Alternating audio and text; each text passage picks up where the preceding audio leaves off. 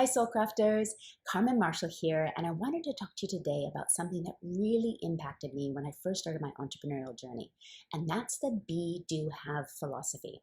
I've been thinking about it a lot lately because there are so many books out there, so many courses, and sometimes we can always be looking for that next best strategy that's going to give us all of the answers, when in reality, we can look back and think, what really impacted me 5 years ago, 10 years ago, and how can I really relook at that and make sure that I'm using it?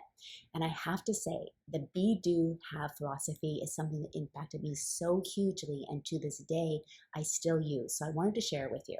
So be, do, have. What does that actually mean? Well, oftentimes we want to have things in our life, but of course we have to do the actions in order to have them. And even before that, we have to be the kind of person that will actually take the actions, then we have.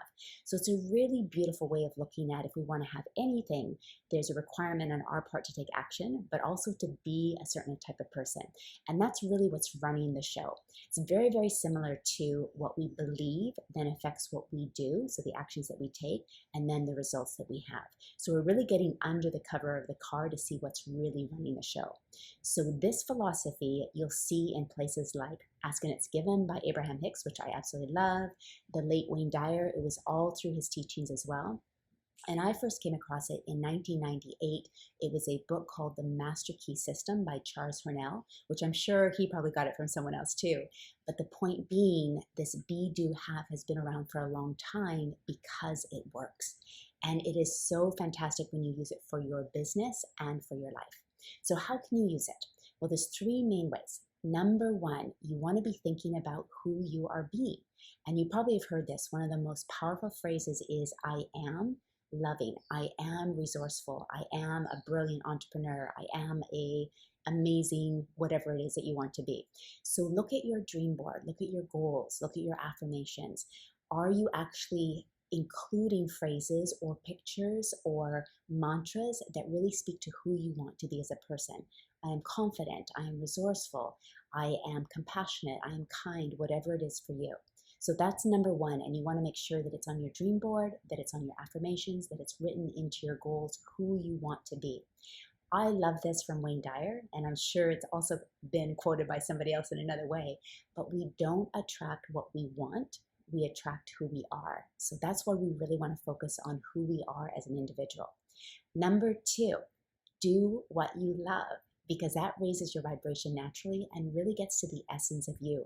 And that will come out, and we do attract who we are. So if you can imagine, what is something that you absolutely love doing? I love teaching dance. So that's one of my best business building tools, because when I'm actually loving what I do, my vibration is very high, and I'm attracting similar people to me who will be clients, really good friends, and expand my life. And hopefully I'm expanding their life too.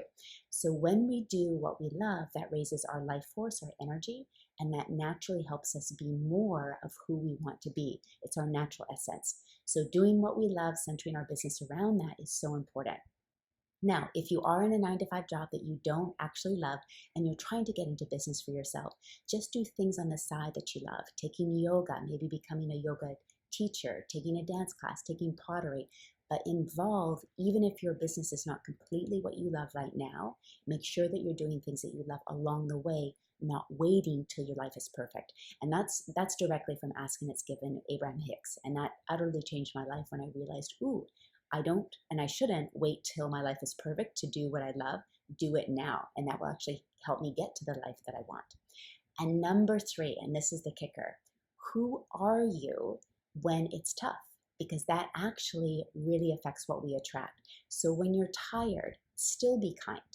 When you've had a frustrating day in your business, still be compassionate. When you've had a frustrating life for the past year, are you still resourceful? Are you still kind? Are you still compassionate? Are you still all these things that you want to be?